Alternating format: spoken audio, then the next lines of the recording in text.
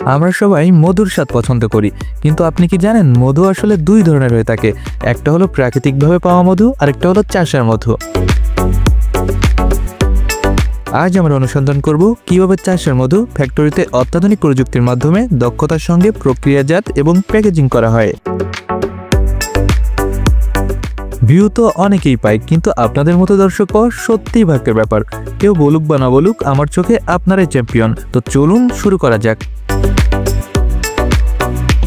কল্পনা করুন একটি বিশাল ফ্যাক্টরির মধ্যে সারি সারি বক্স। প্রতিটি বক্সের ভিতর মৌমাছিরা নিরলস পরিশ্রম করে মধু তৈরি করছে।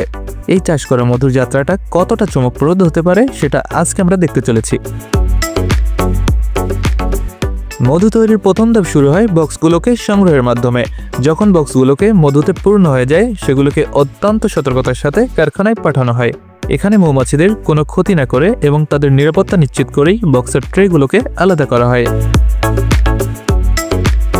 এবার আসল কাজের পালা। মধু নিষ্কাশনের এই প্রক্রিয়া এতটাই নিখুঁত যে তা দেখলেই সত্যিই মুগ্ধ হতে হয়। প্রথমে এই মেশিনটি মৌচাকের উপরিভাগের স্তর অত্যন্ত দক্ষতার সাথে কেটে ফেলে। এরপর মৌচাকগুলোকে রাখা হয় একটি ঘূর্ণায়মান মেশিনে। এই পর্যায়ে প্রতিটি ফোঁটা মধু বেরিয়ে আসে অত্যন্ত নিখুঁত এবং সুনিপুণভাবে। এবার আসে পরিশোধনের ধাপ। মধুকে বিশেষ সিভারের মাধ্যমে ছেঁকে পরিষ্কার করা হয়। এরপর মধু জমা করা হয় একটি বিশাল পাত্রে।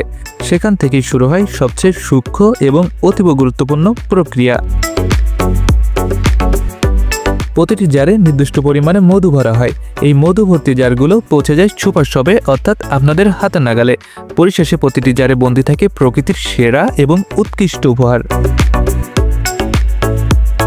বন্ধুরা, আজকে আমরা জানতে চলেছি এমন এক অদ্ভুত মজাদার ফলের কথা, যে ফলটা দেখতে অনেকটাই আমাদের পরিচিত কাঁঠালের মতো।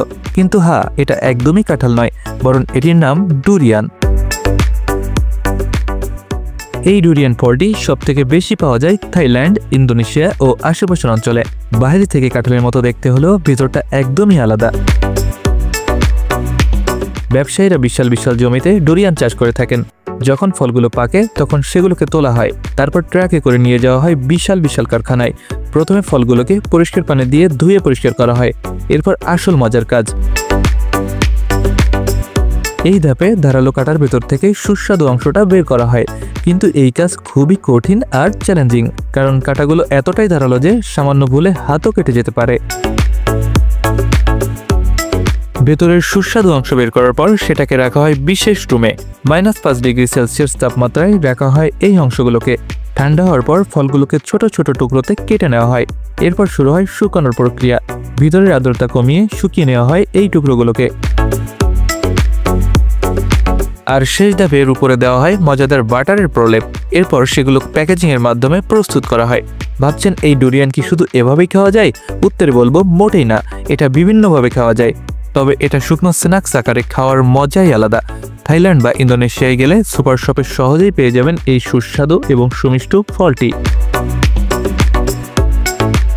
ভালোবাসার গল্পের মতোই মিষ্টি আর রোমাঞ্চকর আনারসের যাত্রা। আমাদের দেশে হাতের সংস্পর্শে আনারস কাটা হলেও বাইরের দেশে এটা যেন এক প্রযুক্তির প্রেমকাব্য। যখন বাগান থেকে আনারসগুলোকে তোলা হয়, তখনই শুরু হয় তাদের নতুন অধ্যায়। কনভেয়ার বেল্টে উঠে আসা আনারসগুলো এগিয়ে চলে ঠিক যেন একটা রোমান্টিক রোড ট্রিপের মতো। তারপর তারা পৌঁছে যায় মেশিনের জাদুকরী রাজ্যে। একটুখানি স্পর্শের মেশিন তুলে নেয় তাদের খোসাগুলো। খোসা ছাড়ানো শেষ। এবার মেশিনটি আলতো করে বের করে ফেলে আনারসের শক্ত কোর অংশগুলোকে। তারপর কর্মীরা আনারসগুলোকে ছোট ছোট টুকরো করে ফেলেন।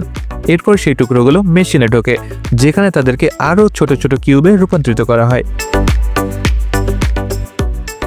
কনভেয়ার বেল্টে এগিয়ে চলা কিউবগুলো পৌঁছে যায় এক বিশেষ মেশিনের কাছে। শেষ ধাপে তাদেরকে প্যাকেজিং করা হয়। এই পুরো প্রক্রিয়াটি যেন এক মিষ্টি প্রেমের গল্প। প্রযুক্তির সাথে আনারসের এই মেলবন্ধন রোমাঞ্চের চেয়ে কোনো অংশই কম নয়।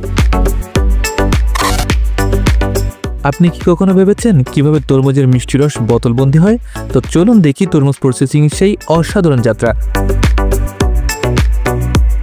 তরমুজের তাজা রস যখন আপনার হাতে পৌঁছায়, তখন এর পেছনে থাকে অত্যাধুনিক প্রযুক্তি আর নিখুঁত প্রক্রিয়ার এক অনন্য গল্প। আজ আমরা জানব কিভাবে তরমুজের প্রতিটি ফোঁটা রস প্যাকেটের ভিতরে তাজা থাকে। প্রসেসিংয়ের প্রথম ধাপেই চলে আসে সতর্কতার ছোঁয়া। বিভিন্ন উৎস থেকে আনা পাকা ও স্বাস্থ্যকর তরমুজগুলো প্রথমে সঠিকভাবে পরিষ্কার করা হয়। এরপর পচা বা ক্ষতিগ্রস্ত তরমুজগুলোকে বাদ দিয়ে বেছে নেওয়া হয় কেবলমাত্র উৎকৃষ্ট মানের তরমুজগুলোকে। এখন শুরু হয় আধুনিক যন্ত্রপাতির সাথে নির্ভুল কাটিং প্রক্রিয়া। স্বয়ংক্রিয় মেশিনের মাধ্যমে তরমুজগুলোকে দ্রুত এবং কার্যকরভাবে কাটা হয়। খোসা ও বীজগুলো আলাদা করা হয় অত্যন্ত নিখুঁতভাবে, যেন শুধু তরমুজের রসালো ভেতরের অংশই প্রক্রিয়াজাতকরণের জন্য প্রস্তুত থাকে। এই ধাপে কাটা তরমুজের মিষ্টি অংশগুলো প্রবেশ করে বেলেনিক মেশিনে, সেখানে তা মসৃণ পাল্পে রূপান্তরিত হয়। এরপর আসে পাস্তুরাইজেশনের প্রক্রিয়া। এই ধাপে পাস্তুরাইজেশন পাল্পকে নির্দিষ্ট তাপমাত্রায় গরম করা হয়, যা সকল ক্ষতিকর জীবাণু ও ব্যাকটেরিয়াকে ধ্বংস করে। এর ফলে তরমুজের রস থেকে পুরোপুরি নিরাপদ ও স্বাস্থ্যকর।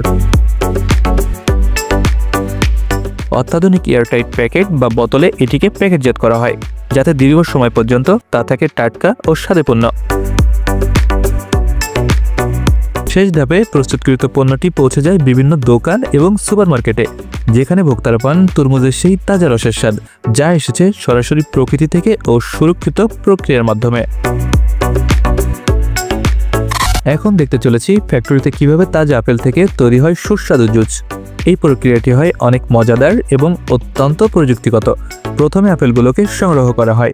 ফ্যাক্টরিতে সাধারণত মেশিনের মাধ্যমে ও দক্ষ শ্রমিকের মাধ্যমে আপেলগুলোকে বাছাই করা হয়, যাতে কেবলমাত্র ভালো গুণমানের আপেলগুলোকেই ব্যবহার করা হয়। এই ধাপে স্বয়ংক্রিয়ভাবে ধোয়ার মেশিন ব্যবহার করা হয়। পরবর্তীতে আপেলগুলোকে ছোট ছোট করে কেটে রস বের করা হয়। আপেলগুলোর খোসা ছাড়ানো হয় অত্যাধুনিক যন্ত্রের মাধ্যমে। এখন আসল মজা। এই পর্যায়ে শক্তিশালী প্রেস মেশিনগুলো আপেল থেকে রসগুলোকে বের করে ফেলে। এই প্রক্রিয়াটি অত্যন্ত দ্রুত ও কার্যকর। রস বের হওয়ার পর এটিকে ছেঁকে পরিষ্কার করা হয়, যাতে কোনো টুকরো বা অবশিষ্ট অংশ রসের মধ্যে না থেকে যায়। এখন আসছে এক গুরুত্বপূর্ণ ধাপ, পাস্তুরাইজেশন। রসটিকে উচ্চ তাপে গরম করা হয়, যাতে সমস্ত ব্যাকটেরিয়া ও ক্ষতিকর জীবাণু মেরে ফেলা যায়। যদি জুসটিকে মিষ্টি করতে হয়, তবে এই ক্ষেত্রে চিনি বা মধু যোগ করা হয়। কখনো কখনো কিছু অ্যাসিডও যোগ করা হয়, যাতে জুসের স্বাদ আরও সতেজ থাকে। প্রস্তুত জুসটি স্বয়ংক্রিয় প্যাকেজিং লাইনে বোতল বা টেট্রা প্যাকে ভরা হয়, যাতে রসটি দীর্ঘদিন তাজা ও সুমিষ্ট থাকে।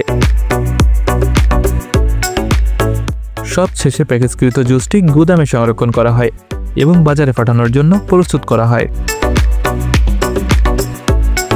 চলুন জেনে নেই আমাদের প্রিয় নবী হযরত মুহাম্মদ সাল্লাল্লাহু আলাইহি ওয়াসাল্লামের প্রিয় কিছু ফল ও খাবার সম্পর্কে, যেগুলো শুধু তার প্রিয় ছিল না, বরং প্রতিটি অত্যন্ত পুষ্টিকর এবং স্বাস্থ্যসম্মত।